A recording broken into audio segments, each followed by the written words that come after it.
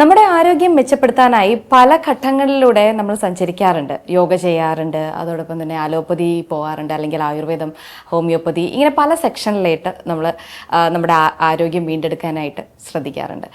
ഇന്ന് ഞാൻ എത്തിയിട്ടുള്ളത് പാസ്റ്റ് ലൈഫ് റിഗ്രഷൻ തെറാപ്പി ഇതെങ്ങനെ ചെയ്യുന്നു, പ്രാണിക് ഹീലിംഗ് എങ്ങനെ ചെയ്യുന്നു, ഹോമിയോപ്പതിക് ഫിസിഷ്യനാണ് എന്നോടൊപ്പം ഉള്ളത്. നമുക്ക് സംസാരിക്കാം ഈ ഒരു കാര്യങ്ങളെക്കുറിച്ചൊക്കെ. Doctor Preetha Prabhakar. Doctor, welcome to the show. Doctor, എനിക്ക് ചോദിക്കാനുള്ളത്, ഈ ഒരു 7 ജന്മമുണ്ടെന്ന് പറയുന്നത് ഡോക്ടർ എങ്ങനെയാണ്, അത് ഉണ്ടെന്ന് തന്നെയാണോ?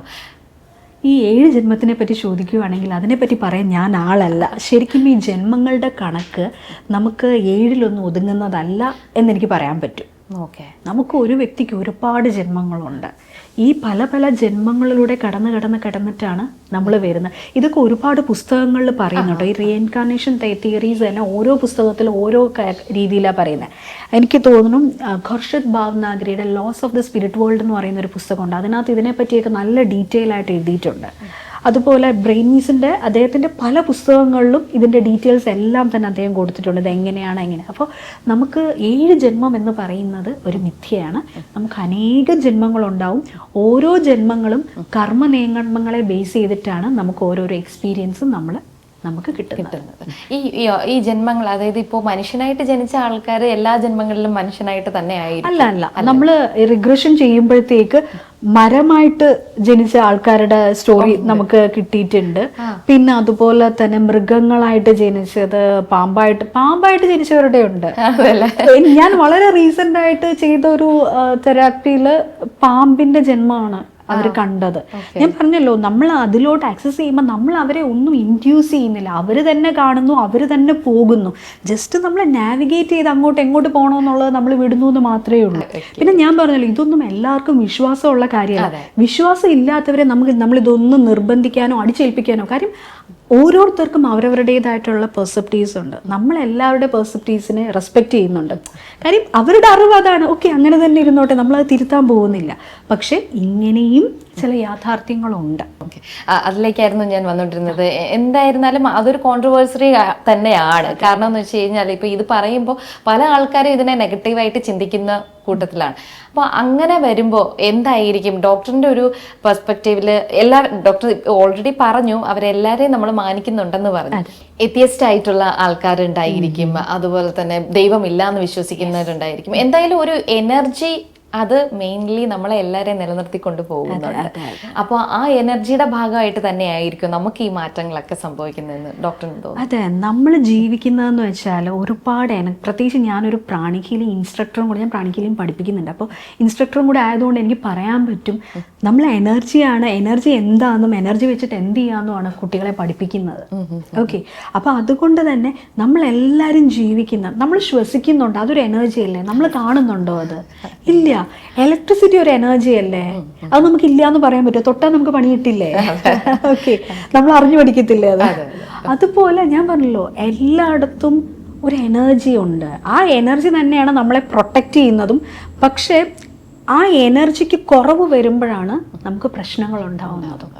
ഓക്കെ, ഇപ്പൊ ക്ഷേത്രങ്ങൾ എന്ന് പറഞ്ഞാലും എൻ്റെ ഒരു ആസ്പെക്റ്റിൽ ഞാൻ പറയുകയാണെങ്കിൽ, ക്ഷേത്രങ്ങൾ ഒരു റീചാർജിങ് സ്റ്റേഷൻസ് ആണ്. അതായത് നമുക്കിപ്പോൾ നമ്മുടെ ഫോണിൽ ചാർജ് തീർന്നാൽ എന്താ ചെയ്യുക? ചാർജ് ചെയ്യും നമ്മൾ, പിന്നെ നമുക്ക് പെർഫോമൻസ് നല്ല രീതിക്ക് കിട്ടും. നമുക്ക് ചാർജ് ചെയ്തോ നേരെ ഒരു ക്ഷേത്രങ്ങളിലോ അല്ലെങ്കിൽ ഒരു പള്ളിയിലോ പോയി, അല്ലെങ്കിൽ 5 മിനിറ്റ് ഇരുന്ന് സ്ഥിരമായി ഇരിക്കുന്നിടത്ത് പ്രാർത്ഥിക്കുകയോ ചെയ്താൽ നമ്മൾ റീചാർജ് ആവുകയോ ചെയ്യുന്നത്. കാര്യം അവിടെ സംഭവിക്കുന്നത് എന്താണെന്ന് വെച്ചാൽ, ഒരുപാട് ക്ലെൻസിങ് നമ്മുടെ ഉള്ളിൽ നടക്കും. ക്ലെൻസിങ്ങും നടക്കും, എനർജൈസിങ്ങും നടക്കും. നമ്മുടെ ഉള്ളിലോട്ട് കുറച്ച് എനർജിയും വരും. അപ്പം ഞാൻ എല്ലാവരോടും പറയുന്ന ഒരു കാര്യമാണ്, ക്ഷേത്രങ്ങളെ ഈ റിലീജിയൻ്റെ ഒക്കെ അതീതമായിട്ട് കാണുക. പകരം ഞാൻ പറയില്ല, ഒരു റീചാർജിങ് സ്റ്റേഷനായിട്ട് കാണുക. അവിടെ പോയോ നമുക്ക് കുറച്ച് നല്ല അവിടുത്തെ എനർജി നമുക്ക് എടുത്തിട്ട് വരാം, അത്രയേ ഉള്ളൂ. പിന്നെ നമ്മൾ പറയാറുണ്ട്, നല്ല പ്രോബ്ലം ആയിട്ടൊക്കെ ഉള്ളവരോട് പ്രാർത്ഥിക്കാനൊക്കെ പറയാറുണ്ട്. പ്രാർത്ഥിക്കാൻ വെച്ചാൽ അതൊരിക്കലും റിലീജിയൻ ബേസിസിലല്ല. ഞാൻ പറയുന്ന ഒരു കാര്യങ്ങളും ഒരു റിലീജിയനോ കാസ്റ്റോ ഒന്നുമായിട്ട് ബന്ധപ്പെടുത്തിയതല്ല. കാര്യം നമ്മുടെ ഈ ഒരു തെറാപ്പിക്കും ട്രീറ്റ്മെൻറ്റിനും റിലീജിയനും ബൗണ്ടറീസും ഒന്നുമില്ല. അതിനൊക്കെ അതീതമാണ്. വെളിച്ചം മാത്രമേ നമുക്കുള്ളൂ. ഓക്കെ, വെളിച്ചം എന്നൊരു പവറിനെ മാത്രമേ നമ്മൾ വിശ്വസിക്കുന്നുള്ളൂ. അപ്പോൾ ശരിക്കും പറഞ്ഞാൽ, അപ്പോൾ ഇവരോട് നമ്മൾ പറയുന്നത് വെച്ചാൽ, ചില സമയം നമ്മൾ പ്രാർത്ഥിക്കാൻ പറയും. പ്രാർത്ഥിക്കുന്ന അതിൻ്റെ ഒരു റീസൺ എന്ന് വെച്ചാൽ ഹയർ എനർജി സെൻറ്റേഴ്സ് ഒക്കെ കുറച്ച് നമുക്ക് കീപ്പ് ചെയ്ത് ഇൻടാക്റ്റ് ആയിട്ട് വെക്കണമെങ്കിൽ പ്രാർത്ഥന ഒരു പരിധി വരെ നമ്മളെ ഹെൽപ്പ് ചെയ്യും. കാര്യം എന്ന് വെച്ചാൽ അതൊരു റിലീസാണ്. ദൈവമേ എനിക്ക് എന്തുകൊണ്ട് ഈ ഒരു പ്രശ്നം എന്ന് പറഞ്ഞ് മുകളിലിരിക്കുന്ന ഒരാളെ സങ്കല്പിച്ച് നമ്മളൊന്ന് പ്രാർത്ഥിച്ചു കഴിയുമ്പോൾ അവിടെ എന്താ സംഭവിക്കുന്നത്? നമ്മൾ റിലീസ് ചെയ്യാണ്, നമ്മുടെ ആ ഒരു എനർജി റിലീസ് ചെയ്യാണ്. മറ്റുള്ളവർക്ക് പറയുന്നതിനേക്കാളും ദൈവത്തിനോട് നമ്മൾ പറയുന്നത് പോലെ പറഞ്ഞിട്ട് ഒരു കാര്യമില്ല. കാര്യം മറ്റുള്ളവർ പറഞ്ഞ മറ്റൊരാൾക്ക് നമ്മുടെ ലൈഫിൽ ഒരു ഇമ്പാക്ട് ചെയ്യാൻ പറ്റില്ല. അതുകൊണ്ട് തന്നെ എക്സ്പെക്ടേഷൻ എന്ന് പറയുന്ന സാധനം ഒരു പ്രയോജനം ഇല്ലാത്ത സാധനം. ഏറ്റവും കൂടുതൽ നമുക്ക് പ്രശ്നങ്ങൾ വരുന്നത് എക്സ്പെക്ടേഷൻ എന്ന് പറയുന്ന ഒരു സാധനം ഉള്ളതുകൊണ്ട്. ഓക്കെ, അപ്പോൾ നമുക്ക് ഏറ്റവും സിമ്പിളായിട്ട് നമുക്ക് ചെയ്യാൻ പറ്റുന്ന ഒരാളുണ്ടെന്ന് വിശ്വസിക്കുക, അങ്ങ് ഏൽപ്പിക്കുക. നമ്മളിപ്പോൾ ഫ്രീ ആയി, നമ്മുടെ മൈൻഡിൽ പിന്നെ ഒന്നുമില്ല, നമുക്ക് പിന്നെ ആങ്സൈറ്റി ഇല്ല, ടെൻഷനും ഇല്ല. പിന്നെ ഇതൊക്കെയാണെന്ന് പറഞ്ഞാലും നമ്മൾ ജീവിക്കുന്ന ഒരു നാടുണ്ട്. ഇപ്പം ശരിക്കും ഫാമിലി ആയിട്ടൊക്കെ ജീവിക്കുമ്പോൾ അതിൻ്റേതായിട്ടുള്ള പ്രശ്നങ്ങളുണ്ട്. കാര്യം കുടുംബത്തിൽ പല അഭിപ്രായങ്ങൾ വരും. പിന്നെ ഇവിടെ എല്ലാം ഞാൻ പറയുന്നത് വെച്ചാൽ നമ്മൾ ഈ പ്രശ്നങ്ങളിൽ തന്നെ നിൽക്കാതെ, ഞാൻ പറഞ്ഞല്ലോ നമ്മുടെ തലയ്ക്ക് മീതെ ഒരാളുണ്ടെന്നുള്ളൊരു വിശ്വാസത്തിൽ അങ്ങ് ഏൽപ്പിക്കുക. ഒരു പരിധി വരെ നമുക്കതിന് മാറാൻ പറ്റും.